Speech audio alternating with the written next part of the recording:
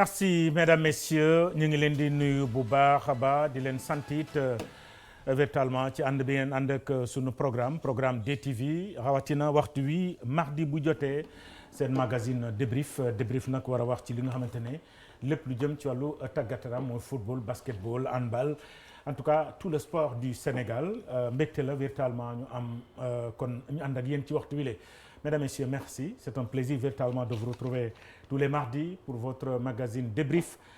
Mesdames, Messieurs, aujourd'hui, nous allons faire un spécial, véritablement basketball, le basketball sénégalais, avec bien sûr ce sujet, le Sénégal qui ne gagne plus en basketball. Et pour en parler, nous avons véritablement King Hamenteni, mon président de la Fédération sénégalaise de basketball. Moom la ñu dalal ci spécial basket bi di Baba Tandian jiite na fi fédération sénégalaise de basketball waaye it gagné na fi ay trophées yu bëri ak fédération boobee nekkoon na fi ancien international de basketball ba tey di day fay ndamu ne moom souvent da koy wax basket moo ma jox lépp li ma am nii basket moo ma ko jox dama war a delloo basket li nga xamante ne moom la ma may loolu moom moo koy faral di wax.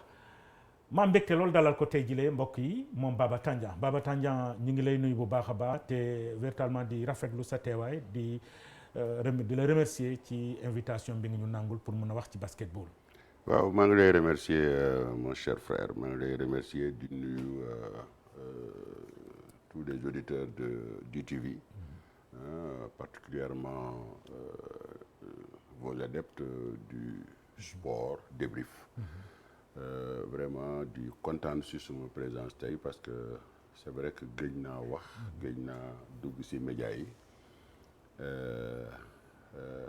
en fait il est bon de temps en temps en fonction des événements comme du ñu am ni événement yu 18 yi aujourd'hui les résultats qui sont tombés ñu mën a wax parce que comme ni nga ko waxee rek basket bi moo ñu may lu bari lu ñu basket bi may nag mënuñu ko quantifier man Baba Tandian mënuma ko quantifier je dis que basket tey lu ma may dafa rëy dafa bari soo gisee tey man may sonn sa bopp si basket bi di rey sa bopp si basket bi loo xam ne aussi dama koy wax si njalbeen balaa may démarrer si émission bi sax nit ñi bu ñu yaakaar ne que li may def nii yëpp c'est pour revenir à la tête de la fédération de basket ça ne m'intéresse pas du tout. Ah oui, c'est pas oui. pour diriger votre fédération. Non, ça ne m'intéresse pas du tout. Babacar Ndiaye jéem na mu suul ndaanaan kenn du ko suul te je refute ndaanaan yi ñuy suul fii ay ñoom Astou Traoré ay ñoom Adidas Abdourahmane Ndiaye. dafa rafetul dafa jekkul mais dañoo jeexal kenn suulu leen. mais jeexaluñu mais nit mën nga jeexal sax mais ñu am nuñ la def ñu am aussi maxaama buñ la may considération buñ la may parce que fii nag dañoo amul benn considération. pour yow c'est voulu c'est fait exprès ñu suul leen.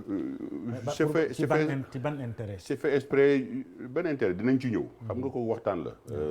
waxtaan bi moo tax sax ma gën a sawar a ñëw mais pour finir rek ne que je ne suis intéressé à rien du tout pour que ça soit clair te man kenn du ma jàpp ci VAR donc ça je vous le dis. nee na xam nga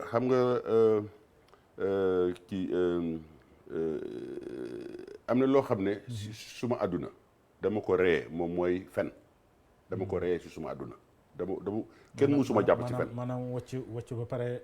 waaw kenn du ma jàpp ci fen c'est-à-dire que may wax loo xam ne amul wala pour am dara du ma ko def je préfère ne pas l'avoir que plutôt de le faire pour que ëllëg may taxaw di ruus ci kanamu nit ki donc moi je dis la fédération ne m'intéresse pas Babacar Ndiaye na tëdd nelaw mais par contre on fera tout ce qui est de notre pouvoir de notre moyen financièrement pour déboulonner Babacar Ndiaye pour l'enlever parce que mu ngi rey basket bi te dinañ ci ñëwaat quand je dis que basket bi nu mel ni neexu parce que lu ma may la tey su ma amee daraja am teranga et puis nekk quelqu'un nit bu ñu ràññee ci dëkk bi man tey boo moo invité fii c'est que parce que da nga ma ràññee parmi les 17 millions de Sénégalais ça je m'en félicite et ça je dis la base c'est le basket tey su ma amee benn entreprise bu nga xamee ne y a 60 personnes 80 personnes qui y travaillent bu pare di monter encore beneen usine bu bees vraiment avec les encouragements du président de la République institutions financières yi di ma topp di def la donc ce qui veut dire que quelque part j'ai réussi à faire quelque chose au Sénégal te réussir boobu nag la base c'est le basket. parce que bi may jógee fii Sénégal di dem su ma njàng sorewul noonu su ma xam-xam sorewul noonu su ma basket aussi du ma ne aussi j'étais un basketteur extraordinaire am na ñu ma dàqoon basket fukki yoon ak juróom-ñaar Adidas Omar Abdourahmane Ndiaye Adidas 1 Bengali Kaba ñoom ñëpp ma dàqoon basket mais nag par contre basketteur laa woon j'ai été international j'ai été basketteur professionnel pendant plus de 12 ans donc gagné naa xaalis ñëw naa investir naa yàlla def nag comme on dit basket bi moo ma may au départ mais li si des yàlla moo ko mottali ak wërsëg. wërsëg bi nag maintenant nag kooku yàlla moo koy séddale. mais toujours est-il que base bi basket. base bi c'est le basket man moo tax base bi rek laay jàpp toujours mais wërsëg bi nag c'est vrai yàlla moo ko mottali te wërsëg nag benn lay doon yàlla mooy ràññee ku mu bugg mu jox ko. yàlla Dieu m'a accompagné sur ça. qui fait qu'aujourd'hui je suis là ce que je suis aujourd'hui. donc basket bi su ma siy wax rek loolu rek moo tax mais. du leneen non du bañ nit wala du bëgg ñëwaat bañu ma kenn mais peut-être jëfin bi laay bañ te yooyu dinaa si ñëw un peu plus moo tax gis loo tey soo gisee tey je dis j'ai un ami bu nekk booru Louga yooyu daf ma woo mu ne ma président aujourd'hui sois zen cool calme nga expliquer nit ñi xam fan nga bëgg a dem nit ñi xam lan nga yéene basket bi je crois que c'est ce que les gens retiendront. Justement, c'est voilà. Justement l'objectif justement de cette émission pour que véritablement ñu xam aussi Baba Tandian lan moo ko noppiloo woon Baba Tandian lan la bëgg exactement pour le basket sénégalais ak lan mooy gis-gisam ci doxalinu basket sénégalais effectivement loolu moo tax émission bi ñëw mais balaa loolu wax nga sànq U18 yi di wax nit ne suñu U18 éliminé lañ ci quart de finale ca Jeux islamiques yi. sànq la woon sunu U18 kon beneen bi mooy Boniface plutôt Desagana Diop daal dina publier la liste de 14 joueurs jëm ci wàllu éliminatoire de la coupe du monde bi nga xamante ne Monastir la yam ca Tunisie alors fekkente ne liste bi yamb na voilà ñi ngi noonu la liste véritablement des joueurs les 14 la jël au lieu de 12 nga jox ma ko ni ma jéem a voilà ñi ngi noonu liste baa ngi noonu les 14 lions voilà donc nous avons Mamadou Faye Jean-Jacques Boissy Lamine Samb Cheikh Bamba Diallo Moustapha voilà Makhtar Gueye Mbaye Ndiaye Babacar Sané Amar Silla donc ak ki nga xam ne moom mooy Khalifa Diop Gorgui Sy Dieng Youssou Ndoye donc voilà Ibrahima Faye voilà Branco Badio moom moo nekk ci kaw ensuite Pape Moustapha Diop donc ñooñu la les 14 joueurs yi nga xamante ne kon Desagana Diop publié na ko 5 ginnaaw véritablement entraînement ak waajal li nga xamante ne moom mooy 2 matchs amicaux yoo nga xamante ne Sénégal mu ngi koy waajal loolu sax nee na loolu moo tax mu publier 14 joueurs au lieu de 12 parce que day xaar ba ñaari matchs amicaux yi bu ñu jeexee mu daal di publier li nga xamante ne moom mooy les 12 yi nga xamante ne ñoom ñooy dem ca éliminatoire coupe du monde je rappelle que le Sénégal dafa defoon benn fenêtre boo xamante ne bu difficile la ci lañ jaar d'ailleurs ki nga xamante ne moom mooy kii di Boniface Ndong daal di démissionné à la tête de l'équipe nationale du Sénégal fédération indi ki nga xamante ne moom mooy Desagana Diop avec beaucoup de bruit li nga xamante ne moo ci topp justement Baba Tandian ma réaction ngay am ci la liste de Desagana Diop ak d'abord le choix de Desagana Diop coach de l'équipe nationale masculine. waaw ma réaction c'est je veux rester égal à moi-même. Quand j'étais président de la fédération de basket, je ne me suis jamais mêlé de la liste publiée par un entraîneur national. maanaam doo ci dugg. jamais. du ma ci dugg du ma ne jëlal kii bu jël kii baax na kii baaxul. benn yoon laa mos a wax ci benn joueur benn yoon moom mooy Gorgui Sy Dieng. bi ñu koy sélectionné pour la première fois en équipe nationale ak Adidas dafa ma monsieur Adidas booy bi baax na de booy bi bon il est un peu fou mais xale la mais il est bon. effectivement. Eh bien, je me suis pas trompé. boobu fu mu nekkoon. ça c'est hein. boobu mu ngi woon Sud. il était waaw si basketteur la bokk au Sud. on l'avait pris si éliminatoire yi fii lors du lors du éliminatoire de la zone 2 qualificatif pour aller au championnat d'Afrique. Alors c'était la première fois ma gis googu si et c'était la première fois ma wax ci affaire basket. Donc affaire liste liste entraîneur mais d'habitude du ma si wax muy góor muy jigéen. du ma ne dugalal kii jëlal kii bu jël kii lu tax nga jël kii su ma jot nekku si. parce que yoonu président fédération nekku si d'ailleurs mooy logique bi. non c'est-à-dire que Sambou dama xam basket. c'est-à-dire que je me mêle pas de trucs de basket. du ma si wax du ma si dugg du ma si lam-lame voilà je reste à ma place. les joueurs restent à leur place les entraîneurs restent à leur place. loolu du yow kese ah ñeneen président ñun aussi duñ ci dugg ah. c'est pas le cas. mais c'est pas grave ça c'est un autre problème ça c'est un autre débat que je ne vais pas démarrer ici parce que boo ko démarrer fii du sotti. xam nga lii de ce gars def bon j'espère je croise les doigts que vraiment ça soit la bonne sélection. parce que ak lu mu mënta doon xale yi ñun suñu problème ak fédération bi c'est la direction de la fédération c'est-à-dire le président ak gàngooram yëpp nekk ci suuf donc ñun suñu bataille ça se trouve là mais pas avec les gosses lu ñu mënta indil mais nous disons bravo tout ce que De Sagana peut faire moi je l'encourage mais c'est vrai que je ne suis pas là pour tirer sur De Sagana parce que d'autant plus que je le connais très peu je l'ai vu une ou deux ou trois fois en sélection mais je le connais très très peu bon je connais mais je ne veux pas porter de jugement parce que xamaluma ko dara maintenant j'espère tout simplement qu'il va réussir et les gens vont le laisser réussir parce qu'en fait c'est ça le problème de le laisser réussir parce que aussi boo yoree équipe gars yi nekk si ginnaaw nopp mbelelelelele di dugg say biir kii comme ce qui s'est passé lors de la dernière fenêtre xam ne Boniface était là-bas où le directeur technique national qui se mêle de tout et de rien c'est inacceptable. C'est le directeur technique. Oui mais c'est le directeur technique un directeur technique reste à sa place. Ça veut dire qu'il n'a pas à se mêler de problèmes de l'équipe quand l'équipe joue et quand il y a un entraîneur et ses assistants. yoonam nekku ci. Moi j'ai eu un directeur technique. Attendez. Mais directeur technique la. damay wax li ma xam. Sambou li ma xam ci basket loolu laa lay wax dama la un directeur technique ne se mêle pas de ce qui se passe dans le terrain. pour yow loolu bokk na ci liy indi problème yi. Non si luy indi problème bi si la bokk peut-être certainement peut-être mais un directeur technique nee naa moi j'ai eu un directeur technique Adosano était mon directeur pendant 3 ans. D'abord, je ne l'ai jamais vu voyager avec l'équipe à l'extérieur. Un directeur technique reste sur place. Sur place, pas un directeur qui bouille harmat. C'est-à-dire que bouille wut ay prime ak machin ñama tous azimuts.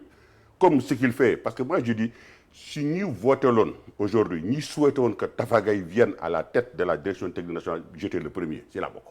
J'ai fusillé comme pas possible Maguette Diop ici. Parce que tout simplement je dis Maguette Diop c'est un dormeur faut que fekk il était directeur technique national mais faut que fekk la ko yaa ngi ci biir poste bi mu ngi wëndeel ci ginnaaw équipe bi mais il dit rien de concret il dit rien de lu baax je dis mais ce gars-là il n'est pas à sa place. Alors moi j'ai fait des articles plein mais pour fustiger je rappelle invité naa la fii nga wax ko nga ne Tafa tey mu bokk na ci ñi war a mën a jël direction technique ça on se rappelle je le dis pourtant mais aujourd'hui je dis vraiment je suis dessus de ce que je vois. Mais pourquoi loolu moom ma jaaxal. Pourquoi? Non parce que un directeur technique national da ngay joxe ses orientations comme le président donne ses orientations jox ko directeur technique et directeur technique bi appliqué ko lui aussi fait la même chose avec l'entraîneur et l'entraîneur applique mais entraîneur boo amee fayda du nangu yenn yi Boniface dafa am fayda. moo tax am na loo xam ne moo tax y a eu un clash.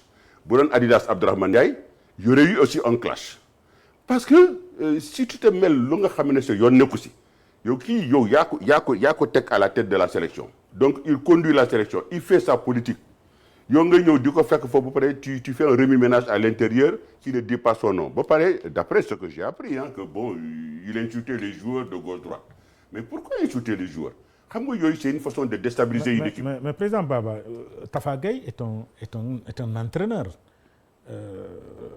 Techniquement, c'est quelqu'un koo xamante ne war na ko mën a apporter en plus.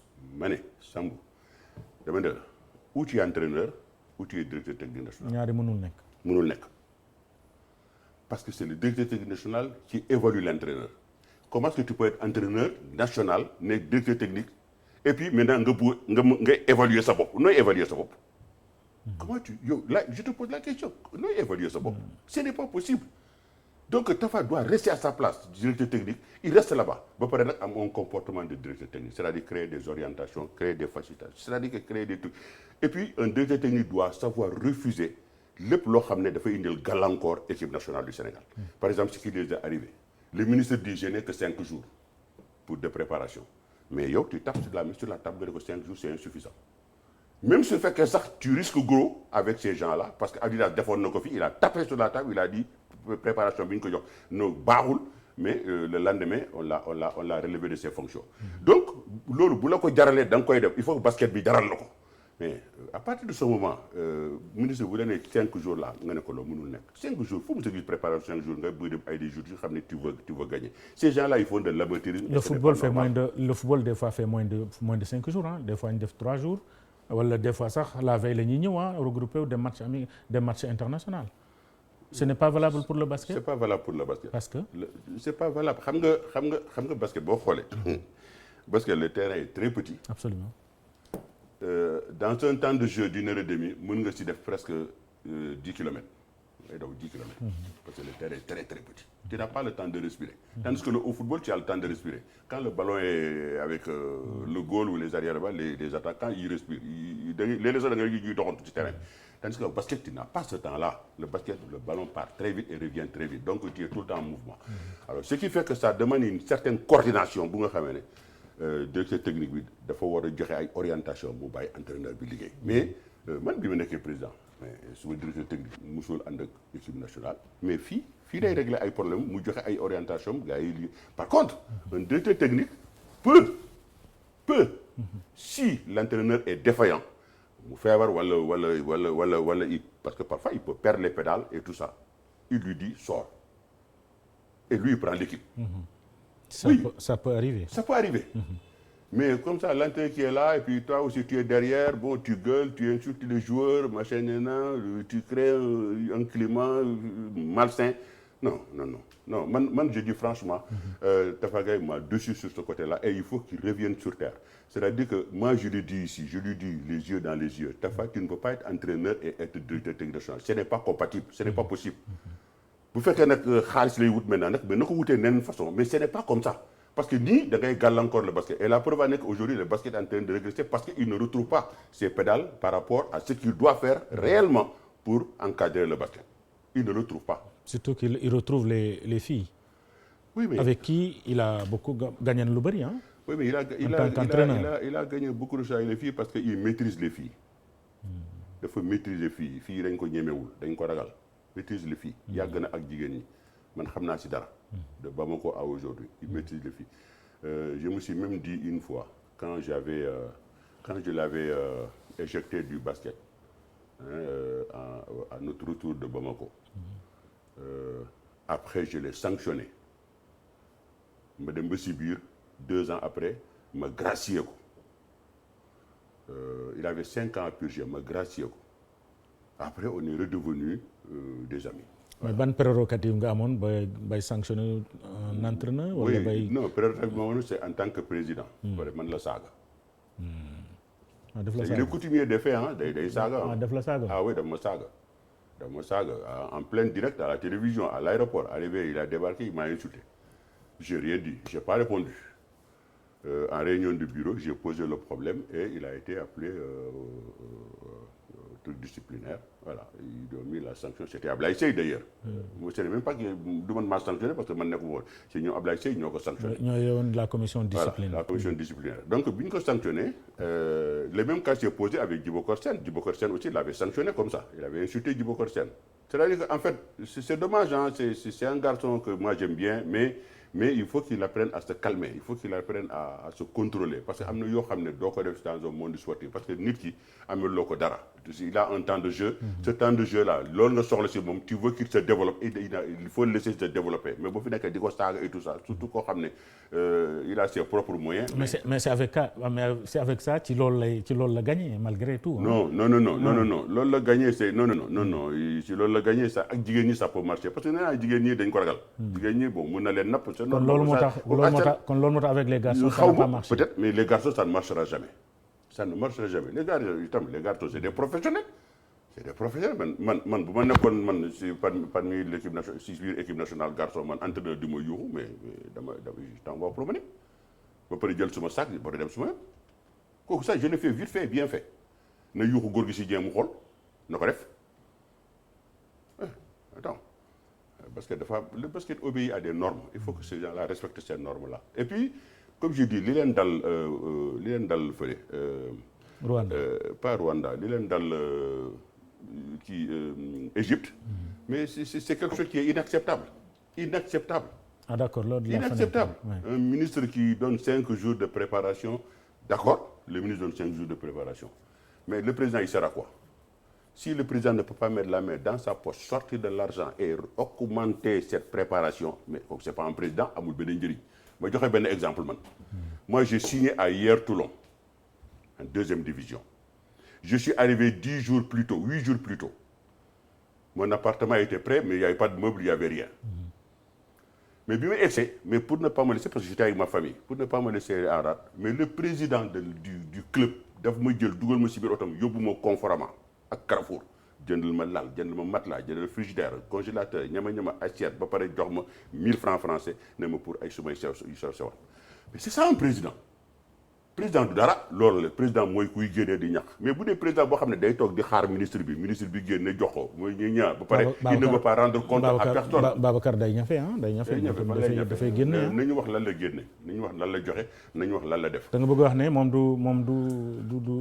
du génne du participer dara je n'en sais rien nekkuma si biir mais su fekkoon maa ngi woon si biir li Babacar am man su ma ko amoon tey kon aujourd'hui le basket là waxuma la sax il serait développé mais le basket aujourd'hui vivrait un peu vraiment très très loin du mooy lan la am loo xamante mais Babacar lu mu am parce que Babacar d'abord a eu la chance d'avoir un président de la République qui est très sportif et qui met beaucoup d'argent dans le sport et un ministre qui est également très bon très ouvert il est ouvert mais bon ça reste à prouver man pour moi il sera bon quand il nous débarrassera de Babacar Ndiaye définitivement. Oui, mais c'est fait seulement warul. xam nga tu m'as parlé s'il est bon. Il est ouvert ça je sais mais il sera bon Matar tu seras bon quand il nous débarrassera de Babacar Ndiaye. Parce que Babacar Ndiaye en fait aujourd'hui mais Matar tegu ko en fait.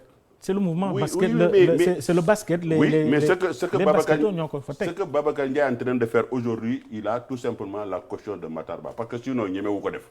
D'abord, je vais dire quelque chose de qui est mané sur la fédération. Fédération, normalement, le président doit être entouré d'élus. Babacar Ndiaye a réussi à faire croire à Matar, ou je ne sais pas, c'est Matar qui lui a autorisé. Je ne sais pas. Je ne veux pas faire le procès de Matar ici. Mais je veux tout simplement que Matar regarde cette histoire-là. Parce que ñi nekk autour de Babacar Ndiaye, ce n'est pas des élus, c'est des gens qu'il a nommés. Quelqu'un que tu nommes, c'est-à-dire que les membres du bureau que tu nommes, un gars que tu nommes, mais kooku ñemewu la wax ne li ngay def nii du yoon. Da nga bëgg le bureau dañ leen nommé. ñoom ñëpp dañ leen nommé. Sans exception, il n'y en a pas un qu'on n'a pas nommé. Et le pire encore, il n'y en a pas un qui a joué au basket. Personne n'a jamais joué au basket. Personne dans ce bureau-là, y compris le président lui-même. Donc, comment voulez-vous maintenant faire marcher le basket sénégalais, un basket sénégalais qui pendant des années, dafa togon ci kaw bop nit ñi. Au lieu muy bondé de continuer di yéeg, aujourd'hui le basket est en train de tomber. Vous savez, lors de l'Afro-Basket 2019 ici, j'ai dit que l'équipe du Sénégal que j'ai vue, avec ce président, j'ai dit la prochaine fois, Gomoum Sénégal yéeg ci podium bi. Je l'ai dit, VAR baa ngi fi, les journaux sont là. Eh bien, effectivement, c'est comme ça que ça se passe. Parce que d'abord, analyse, c'est l'analyse d'un basketteur. Effectivement, si championnat d'Afrique, eh bien, ils ont terminé 4e. Ils ne sont même pas montés sur le podium. C'est-à-dire que l'Olu, Gaké, Mounoul passé 56 ans après, le Sénégal n'est plus monté sur le podium. C'était au Cameroun. C'est une honte. C'est une honte. Aujourd'hui, je l'entends. Basket féminin. Basket féminin. Ouais. Le basket masculin est pire encore. Ils n'ont pas eu de chance peut-être à Kigali. Mais chance, c'est l'impréparation. Regardez bien dans l'Allemagne pour faire le tournoi, Coupe du Monde, machin. Ils ont un président qui a la commission santé, qui est un médecin de l'hôpital Fann. Alors, ils sont allés à l'hôpital Fann, d'après mes informations, pour faire le Covid. Le test Covid. test Covid. Et or que l'hôpital Fann n'est pas habilité à faire un test Covid pour voyager. Test Covid local, oui. Au niveau de l'hôpital, oui. Mais pour voyager, ils ne sont pas du tout habilités à le faire. Et ils sont partis. Tout le monde a vu les problèmes qu'ils ont eu là-bas. Ils ont été confinés dans un hôtel pendant des jours et des jours. Finalement, ils ont même manqué le rendez-vous du tournoi. D'abord, ça. Man de bu doon man bu ma ñëwee le jour même je dépose mon tablier, je m'en vais. C'est vrai que Babacar Ndiaye du rus xamul gàcce parce que xam na ne mu ngi rey basket bi aujourd'hui mu ngi daaneel basket bi aujourd'hui te il ne s'en malgré qu'il s'en rend compte. Mais fu mu toog noonu du fa jógee parce que je sais pas le basket lui apporte quelque chose peut-être sur le plan professionnel dans ce qu'il fait comme avocat d'affaires et tout ça xëy na peut-être le basket lui apporte quelque chose mais dans tous les cas de figure aujourd'hui lui il n'apporte rien au basket parce que le basket est en train de se redresser. Alors moi j'ai dit que tout dernier aujourd'hui il y a eu un club du sud côté de Ziguinchor là. Oui. Tous les clubs de Ziguinchor, Ziguinchor, Kolda, Sédhiou, machin. Mais tous aujourd'hui tirent le diable par la queue parce qu'ils n'ont pas un franc pour pouvoir se déplacer. Les ligues n'ont pas d'argent. Les clubs ne reçoivent pas de subventions. Et quand je pense que tout ce que l'argent... Quelle est la faute de Babacar Ndiaye? Alors, la faute de Babacar Ndiaye, moi je dis quand on est président... Parce que moom créewul club de Ziguinchor, créewul benn club. xaaral mu ñëw xam nga li may wax dama ko xam parce que j'ai été président. Nee naa la Babacar lu mu am man awuma ko. Il a eu la chance d'avoir un président qui met beaucoup d'argent dans le sport. Il lui a construit des infrastructures mais vraiment haut de gamme, du jamais vu en Afrique. Man j'ai joué partout dans le monde. Pour dire fu ne dem naa fa en Afrique ou en Europe et tout ça même en Europe j'ai jamais vu une salle comme ça comme Arena mais Arena bi tabax nañ ko fi ban njëriñ la am Babacar Ndiaye ne sait pas l'exploiter Babacar Ndiaye n'arrive pas à l'exploiter ban njëriñ la am Arena depuis le championnat d'Afrique là c'est fermé crac à clé. Alors suñu lion ñi ngi entraîné foofu ñi ngi seen regroupement yi ñi ngi entraîné foofu. C'est ça là c'est pas fait pour s'entraîner c'est fait pour jouer c'est fait pour faire du spectacle. On a joué là-bas yenn compétition yi comme Tekio bi fa lañ ko joué. Entre autres hein. D'accord. Moi je dis Babacar Ndiaye aurait pu avec ce basket avec ces infrastructures yu ñu ko tabaxal yu ñu ko tegal ba pare organiser ko fi championnat d'Afrique fii et je le dis haut et fort dañoo nax président ci naka ils sont allés lui faire croire que il faut beaucoup d'argent pour jouer organiser un championnat d'Afrique. Et lui-même il dit il faut beaucoup d'argent. Oui, attends ouais. Oui, mais président il faut beaucoup d'argent pour organiser une CAN. Allez-y waaw. Donc xam nga li ma wax dama ko xam. Waaw.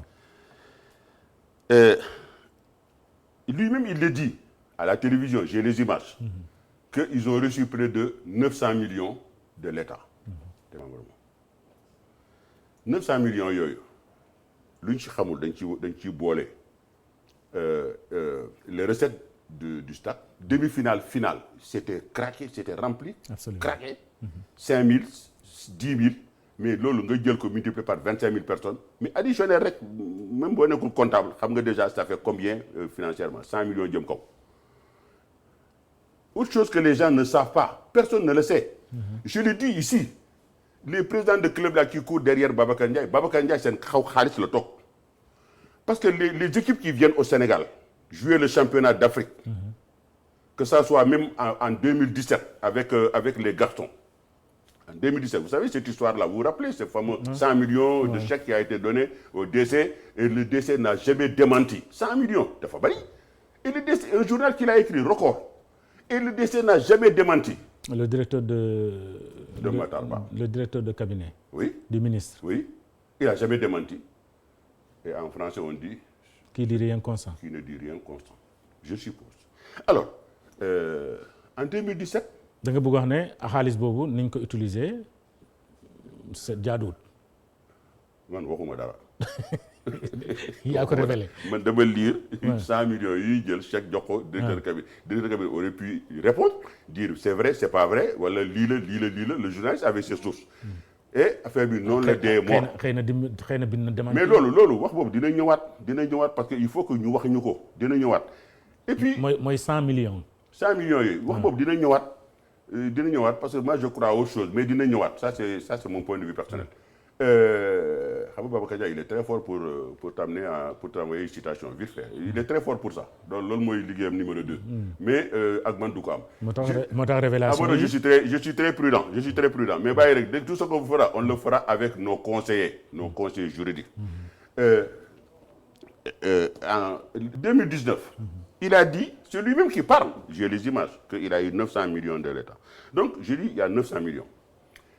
Il y a les recettes. Et il y a ce fameux $60 par jour et par personne. Loolu nit ñi xamuñu ko. te dama koy wax fii pour nit ñi xam ko. mooy délégation yi. mooy délégation yi di ñëw. parce que loolu mënuloo ko xam te bokkuloo ci biir fédération bi. man na j'ai été président de la fédération j'ai fait la zone 2 ici les délégations sont venues ici ils sont allés avant ñuy dem seen hôtel ils vont à Marius Ndiaye ils payent $60 par jour et par personne si c'est une délégation de 25 personnes ils payent $60 multiplié par 25. si reste ici 10 jours ils payent multiplié par 10 jours. maintenant si les délégations yi ñëw équipes yi ñëw 10 équipes lañu nga multiplier loolu aussi par 10. Les gars je vous prenez votre crayon et calculez vous voyez ce que c'est comme argent mais xaalis boobu tey ba tey kenn xamul fan la jaar Babacar Ndiaye n'a jamais fait de compte c'est-à-dire que ñaari assemblée générale yi romb yëpp bilan financier bi ça ne figure nulle part là-dedans. oui mais ñi ko fal elle n'a responsabilité ci ñi ko fal mu nekk président. xaaral rek loolu moo tax ma ne la Matar Ba quand même c'est le gars l'a trompé ou il s'est laissé tromper. Parce qu'il aurait dû jamais accepter d'avoir des élus nommés.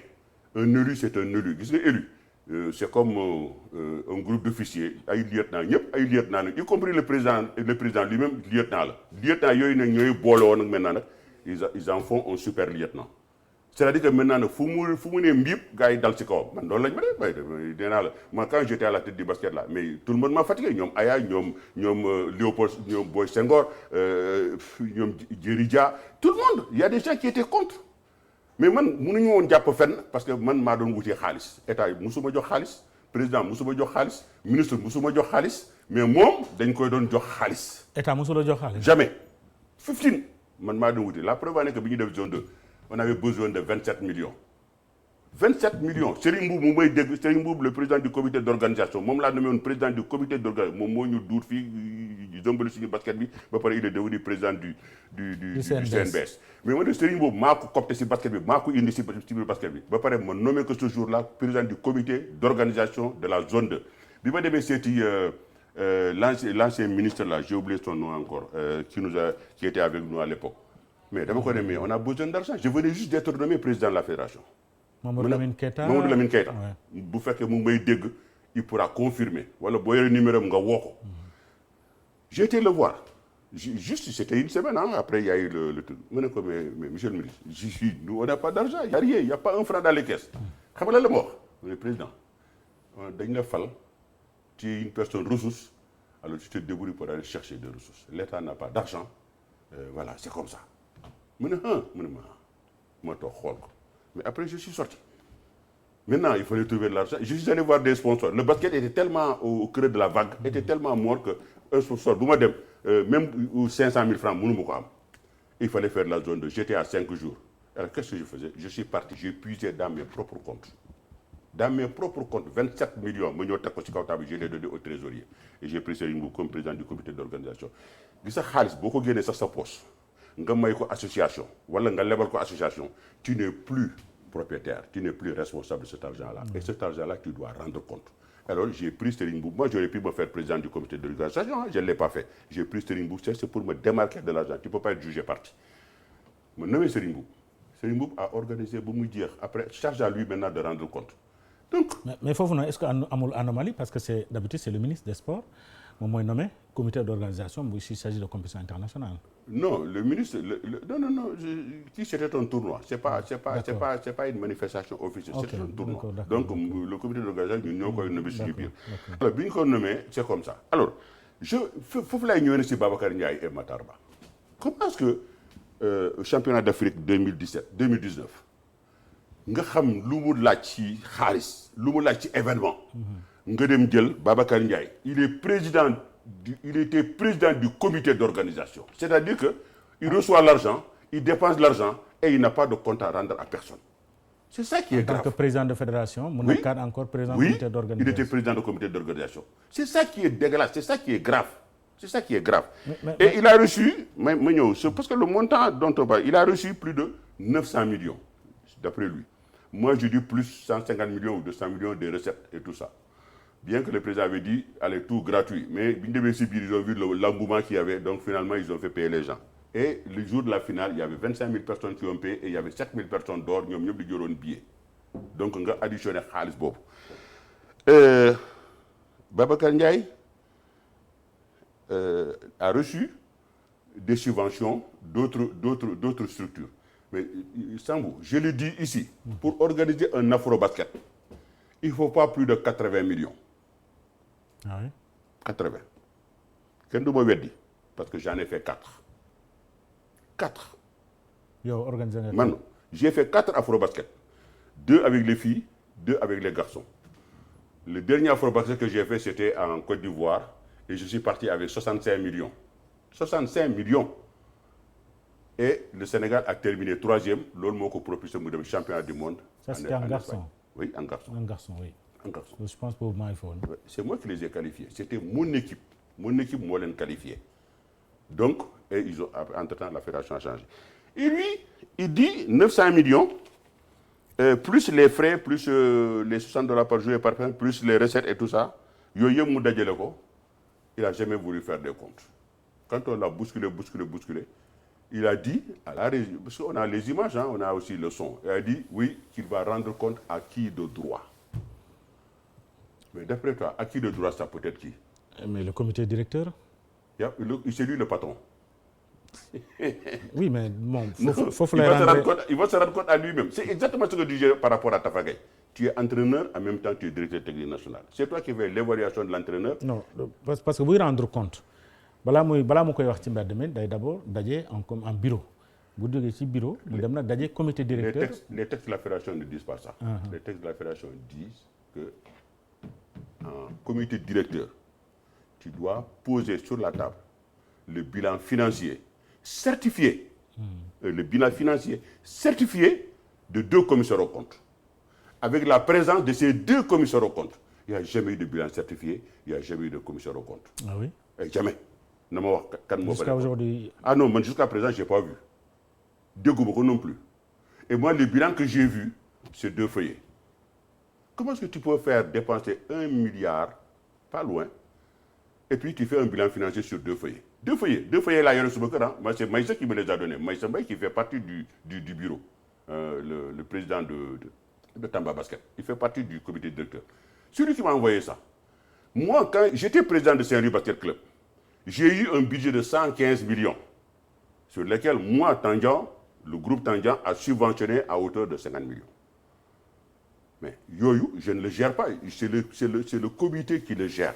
Et le comité, quand ils m'ont publié les documents, j'ai fait un document sur 60 pages pour montrer les 115 millions, comment on les a eus, et qui a donné, quel est le sponsor qui a donné, hein, et comment on l'a dépensé. Okay. Jusqu'au... Si ay gerte caaf yi xale yi di jënd sax si yoon bi bu ñuy demee match dañ ko si bind. Mais Babacar Ndiaye n'a rien fait de tout ça. C'est-à-dire qu'il a pondu 2 pages. Comment vous pouvez mettre 1 milliard et quelques et pondre 2 pages? Donc, c'est pour ça qu'il dit qu'il a rendu compte à qui de droit. Oui, peut-être qu'il a rendu compte donc au ministre des Sports. Ah, non, on pose la question au ministre. Monsieur le ministre, est-ce que Babacar Ndiaye vous a rendu compte? Si vous a rendu compte, vous devez l'obliger à venir rendre compte au monde sportif, parce que c'est ce que disent les textes. Les textes disent que vous devez rendre compte aux membres du bureau, et le jour de la réunion, eh bien, vous devez rendre compte sur la presse. Mais regardez le football. Mais chaque fois, ils rendent compte. Mais il faut tirer le chapeau à Augustin Senghor. Vraiment, Augustin Senghor, bravo. Chaque fois que vous battez à mes filles, le lendemain, même si fait que ça, les chiffres parfois sont un peu étriqués, erronés, c'est pas notre problème. Mais au moins, il rend compte. Il sait qu'il a vendu tant de billets et il a eu tant de recettes. Mais avec Babacar Ndiaye, rien. C'est opaque. C'est vraiment noir. Maintenant, nous, on veut savoir. Je le dis ici, jusqu'à l'extinction du soleil. Je dis bien jusqu'à l'extinction du soleil. Dinañ topp Babacar Ndiaye dans ça. Te dina ko génne te dina ko ubbi. te bés bu ko génnee. kan moo koy topp ci loolu. ñun dinañ ko topp ñun waa CRBS waa Kër Magny, les anciens basketteurs, le monde du basket.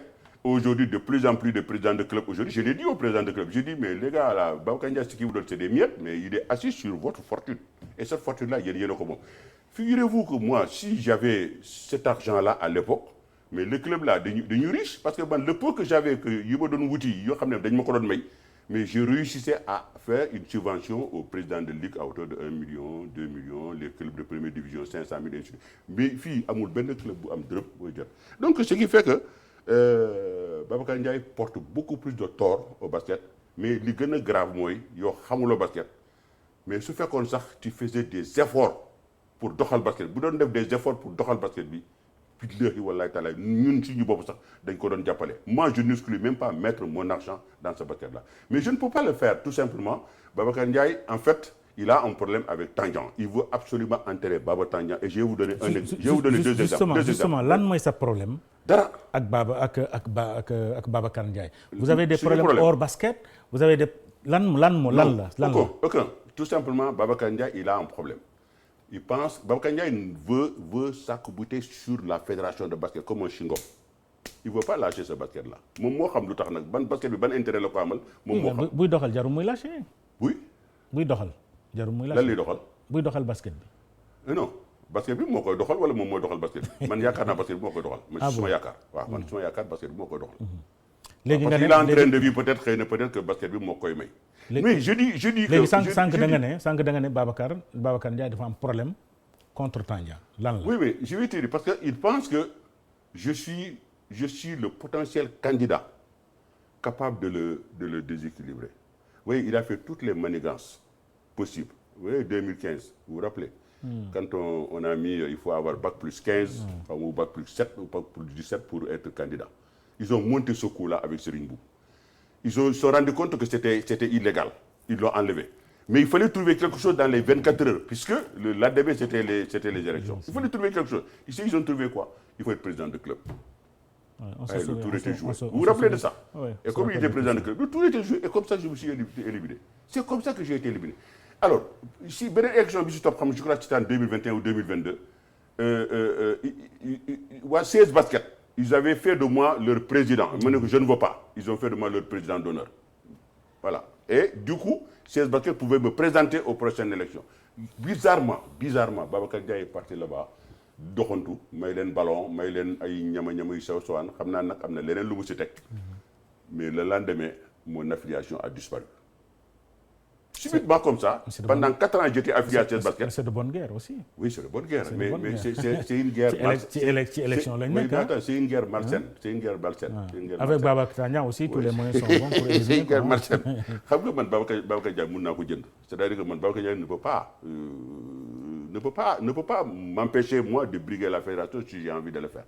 Moi je dis seulement ce qu'il ne savait pas c'est que j'avais pas du tout l'intention de le faire parce que la fédération c'est trop lourd, c'est trop compliqué, il faut être vraiment un chômeur pour s'en occuper parce que j'ai été à la tête de cette fédération là, j'ai vu ce que ça m'a coûté sur le plan professionnel.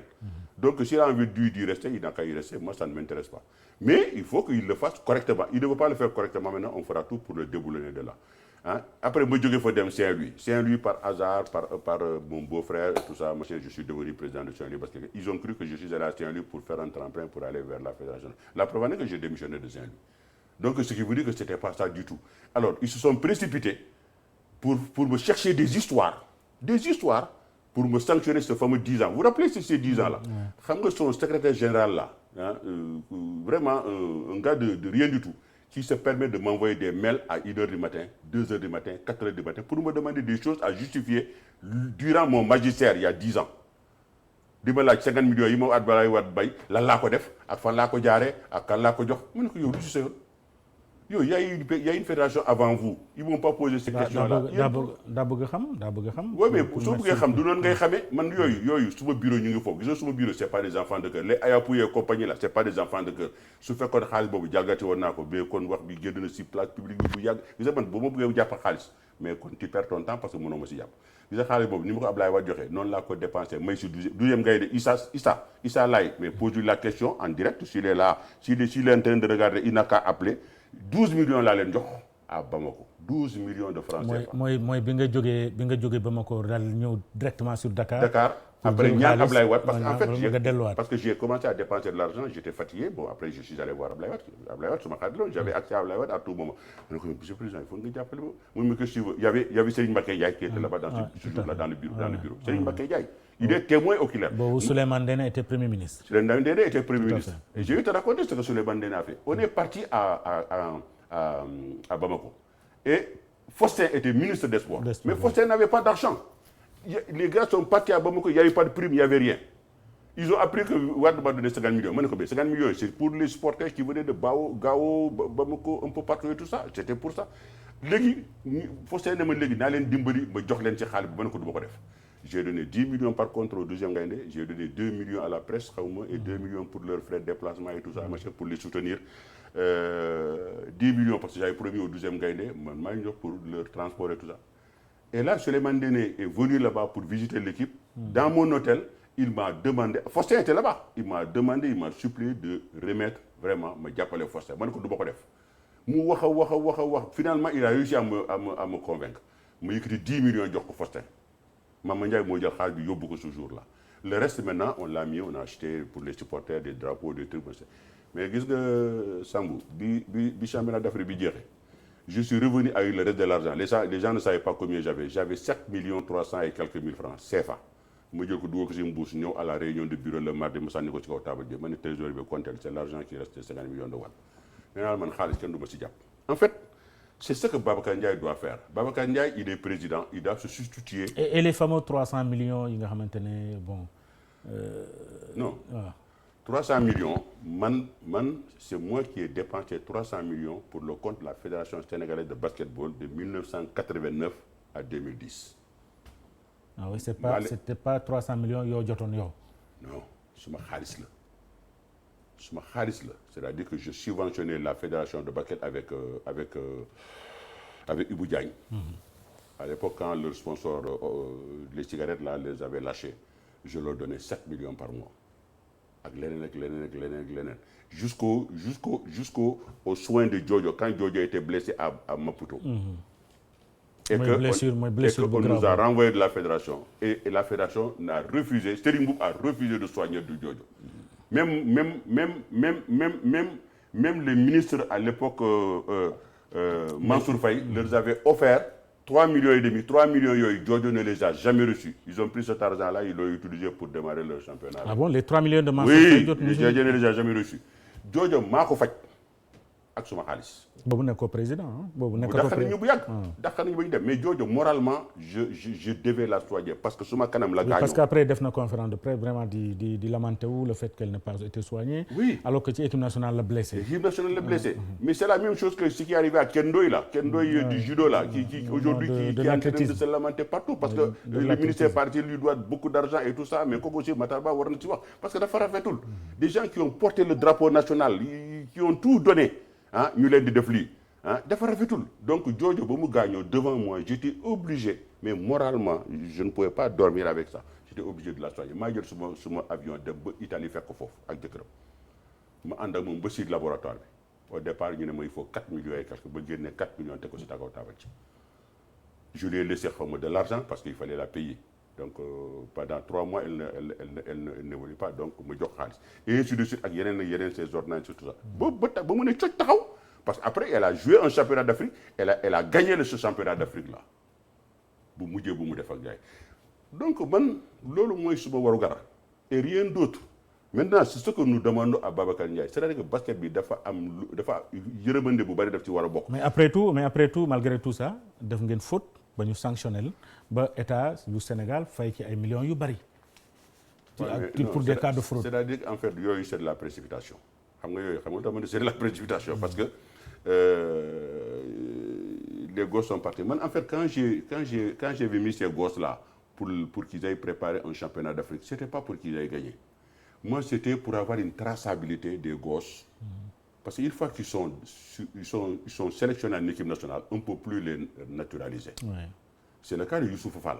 France, nous restons Bop, mais parce que Youssouf Fall, période Bop, c'est U18 le Bokon. Oui, tout à fait. Donc, Youssouf Fall était l'artisan de la victoire du Sénégal. Pas les deux qui ont changé leur âge.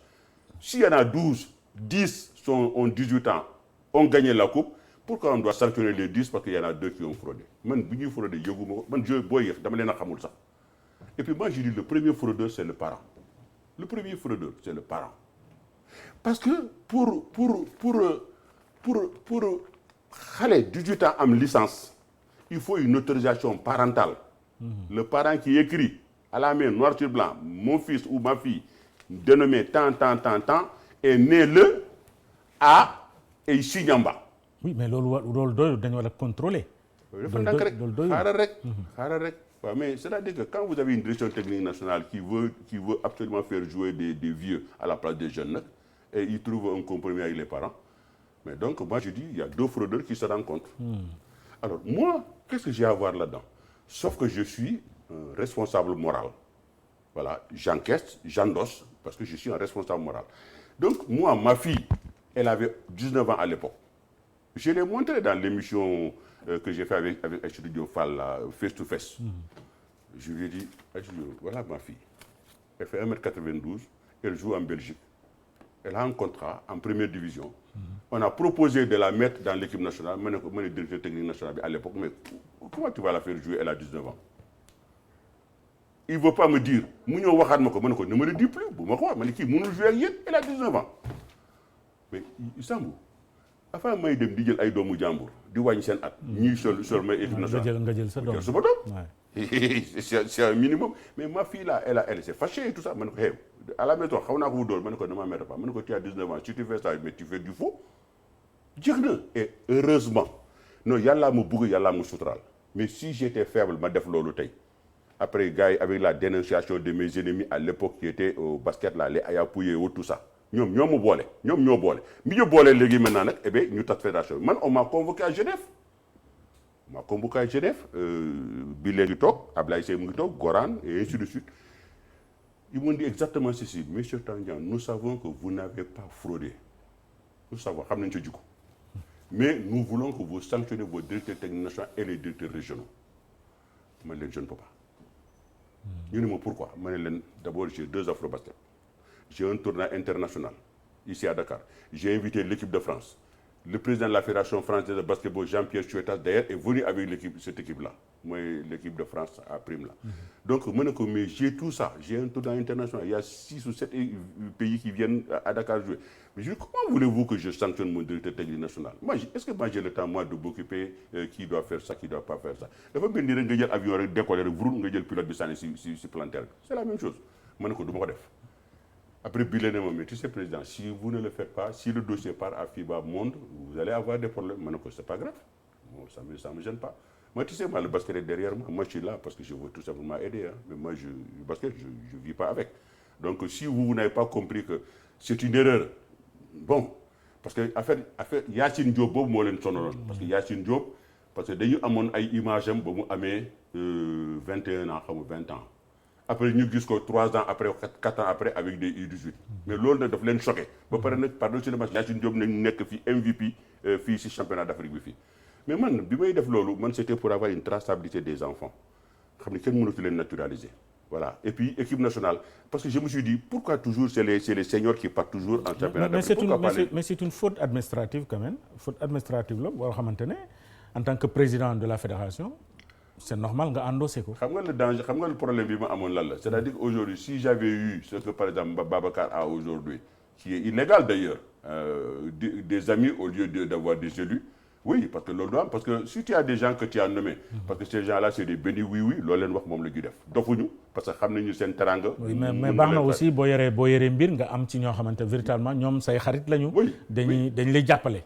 mais c'est-à-dire que est-ce que c'est pas une bonne idée aussi ñu am ko au niveau des fédérations. Sambou Dian je dis Sambou Dian parce que j'ai un ancien journaliste un ami à moi qui s'appelle Sambou Dian. Qui est un ami Sambou Dian c'est un ancien du matin un jeune qui est passé dans mes bras au matin un excellent journaliste d'ailleurs.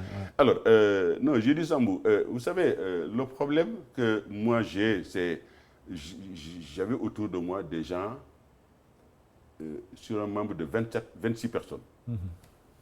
Les 24 m'étaient contre. Mais ça faisait rien. Le trésorier il def ma contrôle moo tax bi naa ko dàq ma ne du ma ko dàq gars yi ne pour ma ne bàyyi leen ko foofu comme ça du ne mukk Babacar ñaa jalgati na foofu xaalis pas leen ko foofu. Donc ce qui fait que man je pouvais composer avec eux parce que en fait eux ils n'allaient pas chercher de l'argent, ils ne cotisaient pas, indiwuñu dërëm, man maa doon daw di dem di indi wala di gàddu suma xaalis société. Un jour j'ai même pris avec l'équipe nationale du Sénégal, j'ai pris même l'argent de ma société, les salaires que je devais faire ce jour-là avec mes employés, j'ai pris ce salaire-là pour payer l'équipe nationale du Sénégal. Non, xam nga j'ai fait tellement de sacrifices, les gens ne peuvent pas le voir. Parce que tout simplement daf ma ko jaraloon basket bi fu ma jaral fu ma mos na kay ma wax la benn affaire bu gàtt. Un jour avec Ablaye Seye et Laye Diaw, il est là vivant. Vraiment je lui souhaite longue vie. L'équipe nationale du Sénégal en 1989 faisait une quête parce qu'il devait aller jouer au championnat d'Afrique, il n'avait pas d'argent. Ils ont fait une quête, ñu woo ma. Ce jour-là, à l'époque, je venais juste d'arriver de France. J'avais 600 ou 700 000 francs dans mon compte. Je devais acheter un terrain. Vous avez vu la station Shell qui est en face de la foire. Ce terrain-là, à l'origine, c'est moi qui devais l'acheter pour 500 000 francs. Alors, qu'est-ce que j'ai fait? Je suis allé tout simplement à la RTS avec Laye Diaw et Ablaye Seye. J'ai pris les 500 000 francs, je les ai donnés. Comme ça. Ah oui? Oui. Laye Diaw est là, appelez-le. J'ai les bandes, à l'ancienne ORTS, en face Sorano. J'ai pris 500 000 francs, je les ai donnés pour soutenir l'équipe nationale qui devait aller à Maputo, ils n'avaient pas d'argent. Quand je suis arrivé à la maison, ma femme m'a demandé, bon, voilà. Donc, ça c'est pour dire que basket de Louma Yaral, tout ce montant-là, je le comptabilise moi dans les 300 millions que j'ai offert au basket. Mais au contraire, avancer ce canam. Donc si c'est à refaire, je l'aurais refait. Moi je dis, Babacar Ndiaye doit se mettre dans une position pour appeler basket, d'autant plus qu'il a aujourd'hui un président mais qui accepte de mettre des moyens. Mais si on a appliquer tout de suite à la lettre. Mais nous, avons un financement avec les... Aujourd'hui, vous avez la LONASE qui donne 70 millions, vous avez Orange qui donne entre 70 ou 80 millions, vous avez Nike qui donne... à l'époque, Nike donnait 40 ou 50 millions, plus des équipements. Mais mais lui, il n'a pas de charge, il a fallu le salaire, il a fallu le ken. Quand tu vois des équipes qui sont dans le nord, là, Marsassoum, Kolda, Sédhiou, machin, ils tirent les diables par là qu'on devait leur donner 80 000 francs pour se déplacer. Eux, ils rajoutent 80 000 francs de leur propre poche. Au lieu de 80 000 francs, je crois, on leur a donné 30 000 francs. Et tu veux que le basket se développe dans ces conditions-là? C'est impossible. Alors, impossible. Alors, nous avons basket Digeni parce que nous sur nos vitrines, l'équipe nationale de basket féminine. Sans que nous tout à fait au début, ay kangam comme les Assou Traoré, nga né dañoo téla dem. Est-ce que yaakar nga né non, Assou Traoré dafa téla dem. Mais dama né Assou Traoré nuñ ko génné, nuñ ko daxé mo rafetul parce que dañoo sul ndanan. Parce que Assou Traoré du ku ñu sulé non, Assou Traoré a tout fait pour l'équipe nationale du Sénégal. Elle a porté l'équipe nationale très très très très haut. Donc dañ ko waroon amna même bu féké da fay jël retraite mais dafa am nuñ koy défé ak approche bu ñu wara am ci mom et puis bolé ko aussi au niveau de l'encadrement de l'équipe nationale parce que comme Assou Traoré dafa am importance ci biir équipe mais ñu daxé Assou Traoré non lañu daxé Boniface c'est pas quelqu'un qu'on renvoie comme ça Boniface kilifa la Boniface a porté le maillot national pendant 10 ans 10 ans Sénégalais xamuñu ko peut-être mais Boniface a porté le maillot de l'équipe nationale pendant 10 ans Babacar Ndiaye day taxaw di laaj comment dirais-je di laaj Abdourahmane Ndiaye mais Abdourahmane Ndiaye a gagné quoi dans sa vie? Yo, ça te fait pas sourire? Absolument. Absolument. Tu vois, il dit ça, hein? Babacar Ndiaye, Abdourahmane Ndiaye a gagné quoi dans sa vie? Le meilleur basketteur sénégalais, africain, le meilleur entraîneur africain. Oui. Mais ce gars-là a tout gagné. Oui, champion d'Afrique 3 fois. Mais on lui a donné plusieurs fois la chance aussi pour l'équipe nationale du Sénégal. Équipe nationale, préparation. Là. Équipe nationale, il faut du temps. Il faut du temps pour une équipe nationale. Une équipe nationale, ni gars, ni devrait équipe nationale, moi, il y a une chose quand même que j'accepte. Ni devrait équipe nationale, c'est-à-dire que nous avons un conglomérat de joueurs. Mais moi, je pense qu'on doit beaucoup miser sur les locaux. On doit beaucoup miser sur la formation. On doit miser sur beaucoup de choses, mais nga xamné da ngay jël rek motali pour faire une bonne équipe. Parce que basket ak football du ben. Parce que basket dafa laaj lu bari. Mais bo jëlé ay professionnels ñi ñëw. Mais pour yow lan moy problème bi ba tax na Sénégal tay totalement du gagner. Chez les garçons yow mi jëm nga ba sonn garçon yi. non man est-ce que man am naa temps pour jéem man amuma temps pour jéem. non amuma temps pour jéem. Moi je suis resté 2 ans à la tête du basket. 2 ans. Attention, je suis resté 2 ans à la tête du basket. 2 ans et demi xaw ma à peu près. Mais j'ai pas eu le temps. J'ai pas eu le temps parce que moi bi may jël équipe nationale. L'équipe nationale a terminé 9e au championnat d'Afrique. Équipe nationale masculine. Waaw. Ils ont terminé 9e. Équipe nationale jigéen ñi. Ils ont perdu la finale contre l'Angola à Bamako. Ils ont perdu quand Diodje était blessé. Il y a eu des problèmes là-bas. te kooku wax boobu dina ñëwaat. ak fii ils ont perdu également ici à Marichou Ndiaye les filles. Non, Marichou Ndiaye je les ai pas coachés ici. Ah oui, d'accord. Ça c'est au temps de l'autre là. Maputo, tout le monde voyait l'équipe nationale gagner ce basket-là. Tout le monde le voyait l'équipe nationale partir avec le trophée. Mais Diodje est blessé, à notre grande surprise. Mais il y a des joueuses qui avaient des problèmes avec Moussa Touré. Et des joueurs qui refusaient de jouer. Moussa Touré daf leen dugal ñu bañ. Da leen di wax def leen lii duñ nangu. Ndekete y avait un problème mais loolu dinañ ci waxaat. non bëgg naa nga waxaat. non du ma si wax léegi. non s'il te plaît Sambou. waaw Sambou je te le dis. mënoo fexe boo c'est pas la peine ngay sonn sa bopp parce que du ma ko wax. dama ne la loolu. Parce que beaucoup de gens n'ont rien compris, très franchement. Match boobu, on n'a rien compris jusqu'à aujourd'hui, on n'a rien compris de ce match-là. Non, ce match-là, moi non plus, j'avais rien compris, mais aujourd'hui, je comprends exactement ce que c'est. Fais-nous comprendre. Mais je viendrai encore pour une autre émission. Mais le temps me dajale toutes les informations nécessaires autour de ça. Parce qu'en fait, j'ai trouvé ça suspect. J'ai trouvé ça bizarre. Tchodjo Gayouna. Il y a eu deux piliers de l'équipe qui avaient des problèmes avec Moussa Touré à l'époque. Ils ne s'entendaient pas. À l'entraînement, dañ daan beru seen ruq. dafa am ñu nekkoon ci ginnaaw di leen di ruux, c'est ça? Je sais pas. Alors, quand Diodje est blessé, bi ñu ne kenn ki mu dugg dafa wañ. Keneen ki dugg mu def loo xam ne on connaît son talent, mais il y a eu 3 pertes de balles. Comme ça, subitement, tac. Non. Et bizarrement. am na ku la ci contrôle pour nga bañ ko gagner loolu nga bëgg wax. Oui mais non nga contre ma bañ a gagner kooku yow doo yàlla. Oui mais seetlu nga loolu ci. Oui mais loolu c'est normal loolu même c'est normal parce que c'est non du bëgg toujours ngay am ndam parce que loolu suma noon yi loolu moo tax ñu génn quand ils ont vu les U18 garçons gagner et puis ñëw Dakar les U18 filles gagner c'était trop pour Tandian. C'était trop. Pour le moment, j'ai 2 trophées, champion d'Afrique, filles et garçons. Pour le moment, je suis le seul à avoir gagné un trophée, champion d'Afrique, filles et garçons. Et FIBA n'a pas pris le trophée, il a laissé le trophée au Sénégal.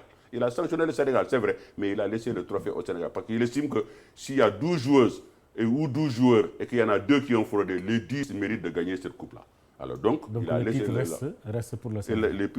Donc pour le moment, je suis champion d'Afrique, filles et garçons des U18 pour le moment. Eh bien, si moi le commencer, si moi le mouiller pour le moment. Donc, lolo, ils ont cru que lolo, ça fait trop. Maintenant, li xew Maputo moom kooku dafa dëgg yow mais j'ai dit toog naa ak Bilé, Alphonse Bilé, ak président Mozambique, ñu toog si biir restaurant bi, ñoom ñaar ñu ne président Tandian cette année moom cette coupe-là ne doit pas t'échapper parce que Sénégal jouait mais à merveille. Mais équipe bu mu jàpp doon la 85 90 85 90 yow boo mënee marqué ay 40-50 points c'est déjà pas mal mais ñu dem ba demi-finale le Sénégal menait de 18 points. Tout à fait. Diodje glissé daanu.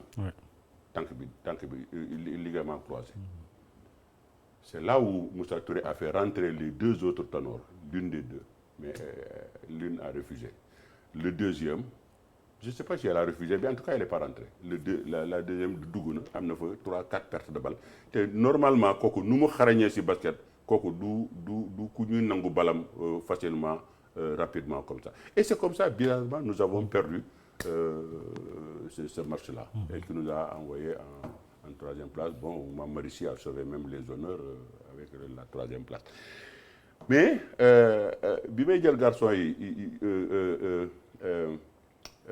ils ont terminé 9e. Est-ce que mën nga confirmer sunu information par rapport justement à Maputo ak yeneen match yoo xamante ne équipe nationale def na ko mooy ci sa groupe yow ci sa entourage am na ñoo xamante ne véritablement dañ doon liggéey contre l'équipe nationale. mais loolu du ñàkk man je suis pas un fataliste. loolu du ñàkk am na wala amul.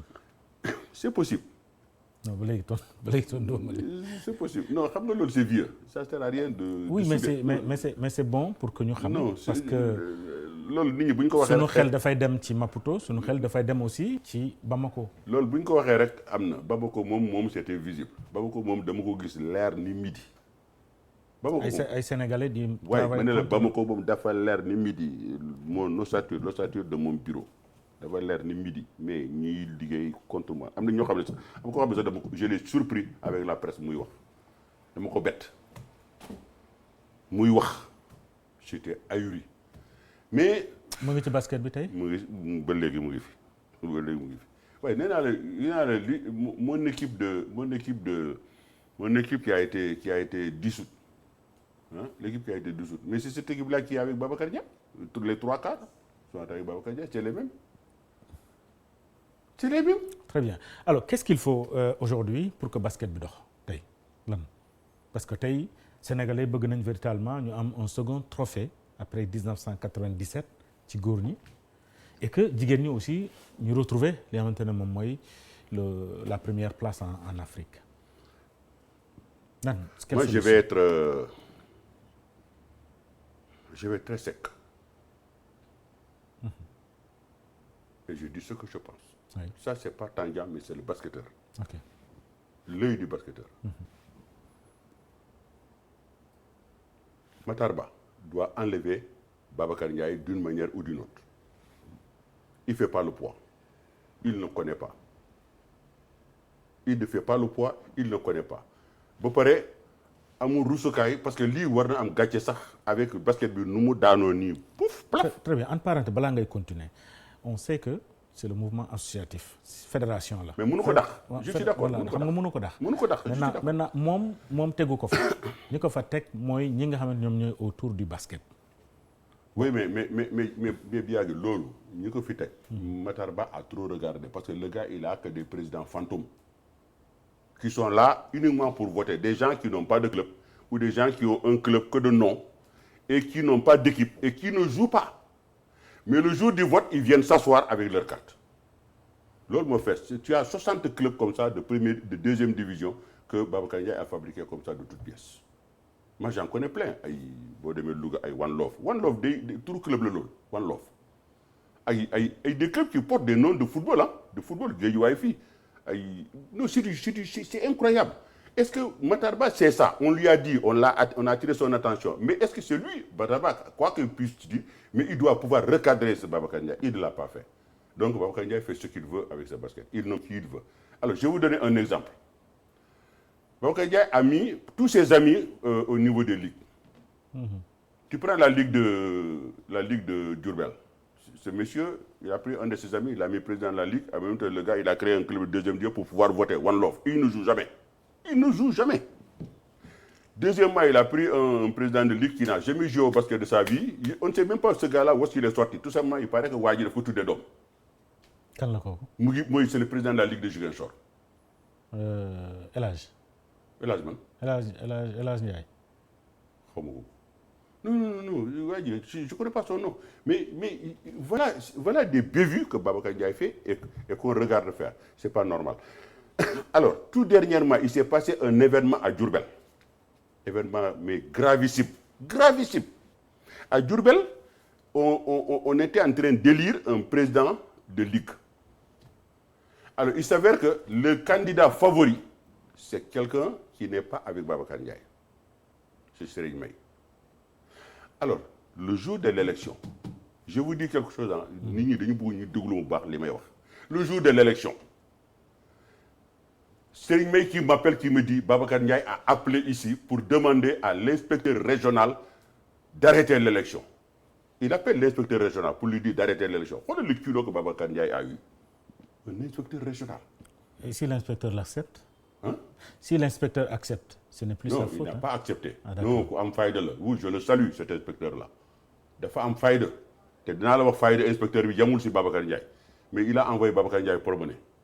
Mais 5 minutes après, c'est le directeur de cabinet du ministre qui appelle. Mais c'est très grave. Et le directeur de cabinet qui appelle l'inspecteur régional pour lui dire d'arrêter l'élection.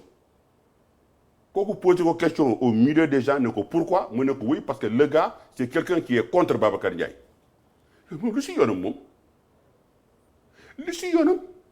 Alors ça, je voulais demander ici, je pense que Matar Ba est en train de me regarder, je voulais demander ici, est-ce que Matar Ba, histoire bobu, est-ce que ton directeur de cabinet a appelé pour demander qu'on arrête l'élection? Et pour dire que faille de foule, le inspecteur, contre Babacar Ndiaye, il a fait la même chose contre son propre patron. Il a dit, mais attends, le gars, il a atteint le quorum, les gens sont là, donc les PV sont là, donc il a été élu. On ne change rien du tout. Alors, Babacar Ndiaye pour dire Babacar Ndiaye, Babacar Ndiaye ne lâche pas. Qu'est-ce que Babacar Ndiaye fait? 10 jours après, il prend un gosse qui a été d'abord sanctionné de la fédération, qui est éligible et tout ça, parce que son père est un ami, un ancien, un peu des gens qui trafiquent, qui n'apportent rien au basket, en fait, qui n'ont jamais développé le basket dans leur région. C'est le fils, là, il l'a pris. Parce que comme Kharitam alors il a voulu en faire un président de ligue. Qu'est-ce que fait Babacar Ndiaye? Il s'en va avec des amis à lui, 3-4 personnes. Ils vont louer un hôtel pour dire qu'ils vont faire l'élection de la Ligue de là-bas. Or qu'il y a déjà une élection présidée. Parce qu'on dit que toutes les élections doivent être présidées par l'inspecteur. Et ce jour-là, il n'y a pas d'inspecteur, il n'y a personne. Babacar Ndiaye voulait nommer. Les gens qui sont du basket de Diourbel. Ils sont venus là-bas, ils ont failli les lyncher. Ils ont fui. Ils sont allés quelque part dans une maison, dans une chambre. C'est dans une chambre qu'ils ont fait l'élection du président de la Ligue. L'homme de Babacar. Voilà, ils l'ont nommé là-bas. Et voilà ce gars, le vrai président de la Ligue de Diourbel, quand il amène les licences à la fédération, la dernière fois il voulait amener des licences, maintenant qu'on ne part pas tout seul, prends un huissier qui part avec lui, parce que ils sont capables de rejeter ta licence. Effectivement, ni moko waxe non la amé. Dafa dem fofu gaay ne ko woy tampon bi baxul ak tampon bi dafa deung ak tampon bi dafa juuto ak tampon bi dafa li. Il faut licence sur le tampon, le secrétaire général a signé, ça a toujours été comme ça. Le responsable de la fédération qui a les licences n'a jamais voulu récupérer. Maintenant qu'on a dit le huissier, vous constater. Le huissier a constaté. Okay, maintenant, toute cette affaire-là va aller en contentieux au niveau du tribunal parce que nous allons forcément avec Babacar Ndiaye au tribunal parce qu'il faut que nous 900 millions de dollars, il faut que nous dollars, il faut que nous porter plainte. Ah oui. Sur toutes ces questions. Ah oui. Ah oui. Ah oui. Vraiment, on n'a pas d'état d'âme par rapport à ça. Le processus démarré, non? Non, parce que l'élection est morte. L'élection est morte. Nous avons calme tout. Voilà. Quand vous avez porté plainte Babacar Ndiaye sur 900 millions, oui. Avec les dollars qu'il a encaissés. Dollars qu'il a encaissés. Avec les recettes. Recette au stade ba. Avec ben chèque bon, je n'ai pas la certitude encore, mais lui je lui demande est-ce que Amna ou Aboul, on m'a parlé d'un chèque qu'il aurait encaissé pour le compte du Sénégal, un chèque de 100 000 $. Maintenant, je lui ai posé la question, je lui avais envoyé même d'ailleurs à l'époque une sommation interpellative pour ça, mais il n'a jamais répondu. Donc nous voulons savoir. Et maintenant aujourd'hui, la seule chose pour contraindre Babacar Ndiaye à parler, c'est de l'amener au niveau de la Cour suprême, au niveau du tribunal. On n'a pas d'autre solution. Nous allons prendre des mais avocat là, des avocats qui au tribunal. Wow, avocat moi là. Avocat moi là. Avocat boo xam ne doo def yoon. Avocat boo xam ne yow tu dois respecter dara. Très bien. À part ça, gis nañ suñu championnat foofu la ñuy terminer. Gis naa suñu championnat local bi nu muy fonctionner ba léegi. Championnat bi mu ngi daw. Jusqu'à au mois d'août, le championnat a fonctionné. Roi et Reine pratiquement déggatuñu. Bonne solution pour véritablement ce basket local là. Vraiment, Marius Ndiaye retrouver son lustre d'antan. Comment est-ce que tu peux comprendre un Roi et Reine? Roi et Reine, c'était pour galvaniser un peu le public. Pour galvaniser les sponsors. Roi Reine, il y a des auto, il y a des frigo, il y a des kër. Vraiment, je patron Ben Bass. Vraiment, je le dis ici devant tout le monde. Ben Bass, un jour, je suis venu ici, je suis venu au bureau. Ben Bass. Je suis venu à la Roi Reine. La télévision, moi, nous manquait. mu ne ma loo bëgg ma ne ko bu ma amee ñaari télévision baax na. mu ne naa la may 4. mooy écran des plat grands écrans. Ouais. 2,50 m sur 2 mètres. des grands des géants. mu jox ma date pour ma ñëw jël si ko jour boobu man ma woo ko jour boobu. ma di ko woo 11h 11h30 midi jotuma ko. alors que ce jour boobu la jour boobu la décédé. c'est pour dire rek yàlla na ko yàlla yërëm. yàlla na ko yàlla xaaral. non c'est un gars très très bien. donc voilà exactement pour dire que man su ma coobare yëpp si basket bi loolu la woon su ma daw yëpp si biir basket bi loolu la woon. le roi et la reine ils arrivaient à avoir bon an mal an tout prime tout cadeau confondu. Auto, voiture, terrain, cœur, ciment, billet, avion, tout ça. C'est presque 35 millions. 35 millions, ça faisait plaisir. Et là, je vends bien mon basket. C'est pour vous donner un exemple. Le basket, mais je cherchais un sponsor à 500 000 francs, je n'en trouvais pas. 200 000 francs, je n'en trouvais pas. Mais madame, sur ma deuxième année, mais sponsor yi dañ daan ñëw ak seen banderole avec un chèque de 5 millions ma ne leen fan laa leen di def je n'ai plus d'espace. Sambou Dieng c'est sans commentaire Sambou c'est sans commentaire Sambou Biagui c'est sans commentaire. alors très bien ñu ngi koy jaajëfal bu baax a baax au mot de la fin c'est vrai que li ñu war a waxtaanee bari na ci basket bi. bari na damay indi benn feuille sur 2 pages mais je n'ai pas pu tout dire mais parce que on peut pas tout dire. mais dama bëgg rek tout simplement rek Sambou. Moi, je parle au ministre des Sports. Dama koy ñaan. Nous avons eu la chance, moi pas, mais nous avons le sport en général, nous avons eu la chance d'avoir un chef d'État qui met beaucoup d'argent dans le sport. À travers sa propre personne, parce que mooy dem si c'est que da ngay wax chef d'État et doo wax Matar Ba alors que c'est Matar Ba qui est l'oreille du président de la République en matière de sport. Oui, mais il faut qu'il soit une bonne oreille. Parce que pour moi c'est pas tout à fait ça. ah non bu fekkente ne président mu ngi def moom. le président mu ngi def xam naa si dara ci Matar la jaar xam naa si dara waaw mais forcément xam naa si dara. mais moi je dis le président mérite avec tout ce qu'il fait comme effort. Le président mérite mieux que ça par rapport aux résultats que le basket lui donne. Heureusement que le football a sauvé les meubles. Heureusement. Qu'est-ce qui serait passé si le football n'avait pas réussi? C'était une catastrophe. Aujourd'hui. On va vers cette catastrophe-là. Moi, je me rappelle, à l'époque, Augustin Senghor me disait mais président yow foo naaw jëm ni yow fi mu ne yow basket bi yow rek dëkk bi yow rek la ñuy wax basket bi parce qu'on parle très peu du football. Moi, c'est à l'époque quand le football avait quelques problèmes et tout ça. Donc, on avait réussi à amener le basket à un niveau tel que tout le monde en parlait. Mais Babacar a tué ce basket-là. Mais Matar Ba, vous devez le comprendre. Babacar a tué ce basket-là. Babacar, vous devez partir. Babacar, dañ lay ñaan ngir Yàlla li lay wurusul nga dem. Parce que mënatuloo apporter basket bi dara parce que da nga xamul basket. Parce que boo xamoon basket kon tey basket bi li ko dal tey boo xamoon basket doo ne Adidas qu'est-ce qu'il a gagné dans sa vie. boo xamoon basket mais Boniface doo leen ko jàpp ngeen sànni ko comme ça comme un chiffon. yow loolu nga foog. Ils l'ont jeté comme un chiffon. C'est inacceptable. Ils ont jeté tant de. Regarde Maurice Ndour. Maurice Ndour aujourd'hui a sa place dans cette sélection-là. Alkali Ndour bi ñu écarté bon. Oui, ça fait du bruit. mais Maurice Ndour avait sa place dans cette sélection-là. Maurice Ndour ne reviendra plus jamais dans cette sélection-là parce que ces gens-là fonctionnent comme ça. Vous vous rappelez de Mohamed Faye? Oui, Mohamed Faye qu'on a liquidé en plein championnat d'Afrique en demi-finale parce que tout simplement Mohamed Faye a eu le toupet de dire en regroupement oui mais non dañoo soxla du couchant mooy de ce qu'ils doivent bouffer avant de dormir. Et puis Babacar qui arrive, d'après les informations que j'ai eues, Babacar arrive, il dit ouais, ne mangez pas d'argent, j'attends l'argent que le ministère m'envoie de l'argent.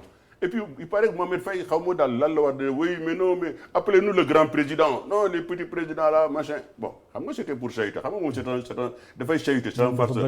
Combien de fois il m'a fait ce coup là ce Mohamed Faye? Il est comme ça, mais Mohamed doo ko topp si yooyu. Ndekete gars yi Mohamed Faye il lui en voulait comme ça.